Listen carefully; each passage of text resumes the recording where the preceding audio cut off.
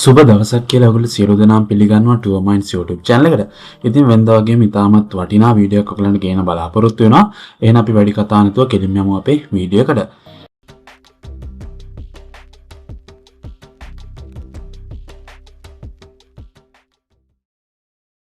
ඉතින් අද ඔයගොල්ලෝ දකින්න ඇති අපේ thumbnail එකේ දාලා තියෙනවා මොකක්ද අපි කරන්න වීඩියෝ එක කියලා.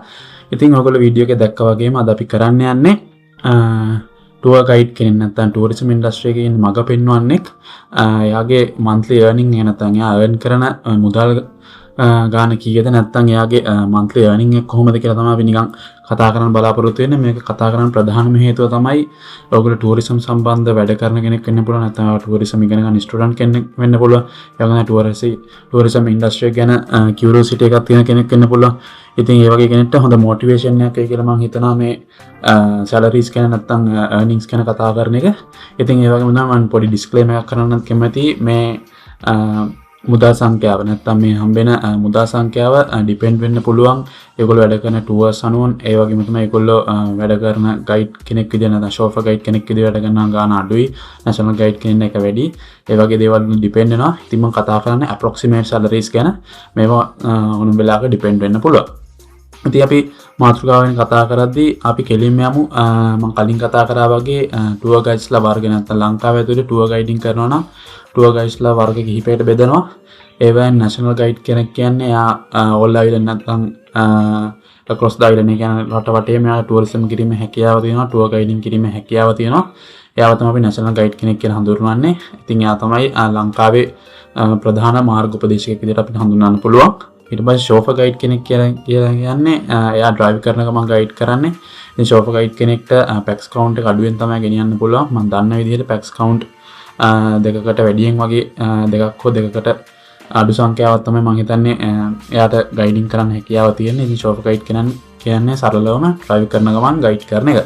ඉතින් සයිඩ් ගයිඩ් සහ ලෝකල් ගයිඩ් කියන්නේ වෙනම ස්පෙસિෆික් ඇට්‍රැක්ෂන්ස් වලට නැත්නම් ස්පෙસિෆික් ලොකේෂන්ස් වලට රිලේට් කරලාම මේ ගයිඩින් කිරීමේ හැකියාව තියෙන. ඒගොල්ලන්ට ඒ සයිට් එකෙන් පිට ගයිඩ් කිරීමේ හැකියාව නැහැ.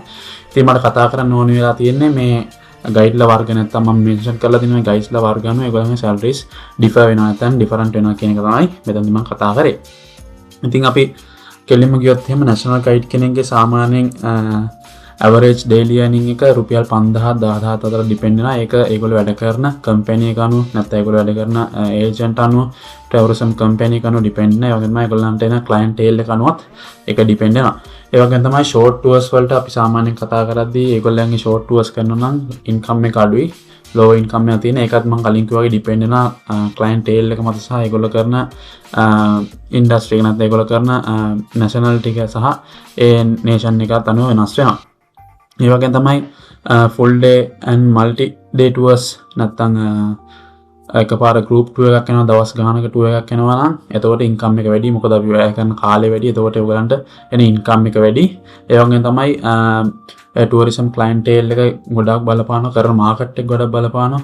ඕස්ට්‍රේලියන් UK ඇමරිකන් වගේ ඒවත් අපි ලක්ෂරි කැටගරිස් වල කරනවා නම් ඒ වගේම තමයි ඒක එන ක්ලයන්ටේල් එකේ ෆැසිලිටිස් සහ ඒගොල්ලන්ගේ තියෙන ඉන්කම් එක මත ඒගොල්ලන්ගේ තියෙන ඒගොල්ලෝ ඉන්ඩස්ට්‍රි එකට දාන මුදල් මත ඕගොල්ලන්ගේ ඉන්කම් එක ඩිපෙන්ඩ් වෙනවා.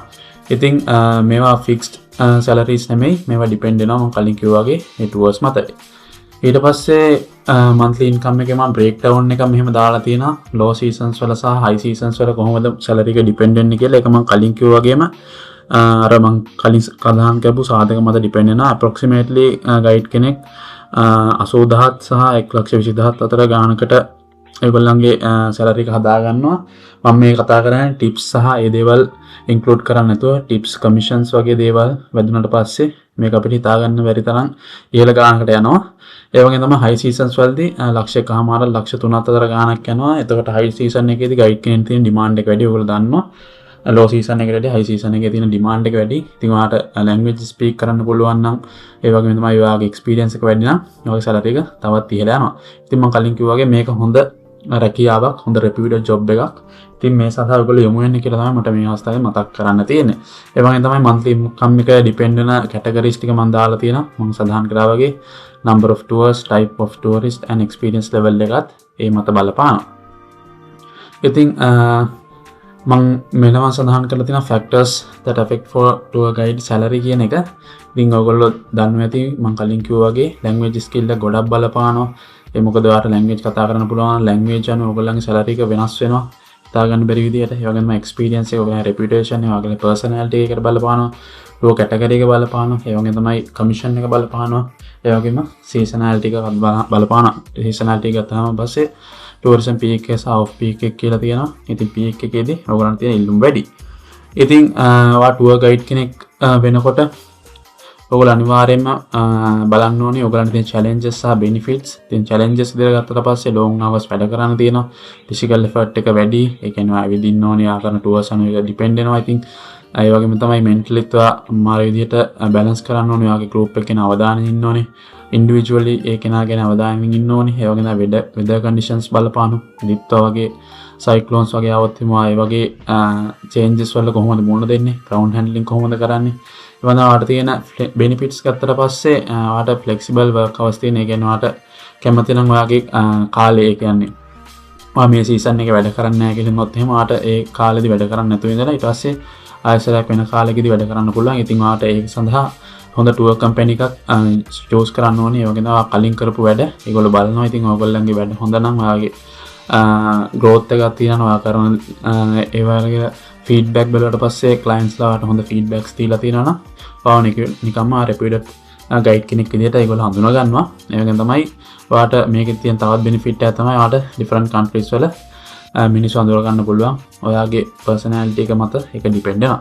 ඉතින් මේ කිව්වා වගේ ගොඩාක් වටිනාකම් තියෙනවා tour guide කෙනෙක් වෙන එකේ. ඒ වගේම salary එක ගතින් ගත්තට පස්සේ ඉත ඉහළ වටිනාකමකින් salary එකකට ඔයාට යන්න පුළුවන්. ඒකත් ඔයා මාසෙන් වැඩ කරලා දැන් මාසෙන් භාගයක් වැඩ කරලා වගේ ඔයාට මාසෙම සාමාන්‍ය මිනිහෙක් වැඩ කරන ගානට වැඩිය වැඩි ගාණක් හොයා ගන්න පුළුවන්. ඉතින් මම මේ කතා කරන්න හිතුවේ ඔයාලන්ට ගොඩක් ලොකු motivation එකක් වෙයි. මේ සරලවම tourism වල ස්ටුඩන්ට් කෙනෙක් විදිහට ඔයා වැඩ කරගන්නවා නම් ඔයා බැචලර්ස් කරන ගමන් ඉන්නවා නම් ඔයා tourism field එකේ මොන පැත්තට එන්නේ කියලා හිතනවා නම් tour guiding කියන්නේ ඔයගලන්ට ඉතාමත් වටිනා ජොබ් එකක්. ඉතින් මේ වගේ වීඩියෝ වලින් අපි ඊළඟට ඔයගලන්ට කතා කරන්න කැමති මේ tour guiding සම්බන්ධව මොනවද තියෙන වටිනාකම් කියලා. ඉතින් මේ වගේ වීඩියෝ දෙකටම බලන්න අපේ YouTube channel එකත් එක්ක රැඳිලා ඉන්න කියලා මතක් කරනවා. අපේ YouTube channel එක subscribe කරන්න කියලා මතක් කරනවා. එහෙනම් මේ වගේ වීඩියෝ එකකින් අපි ඉදිරියේදී හමු වෙමු. එහෙනම් ඔයගොල්ලෝ හැමෝටම ජය වේවා.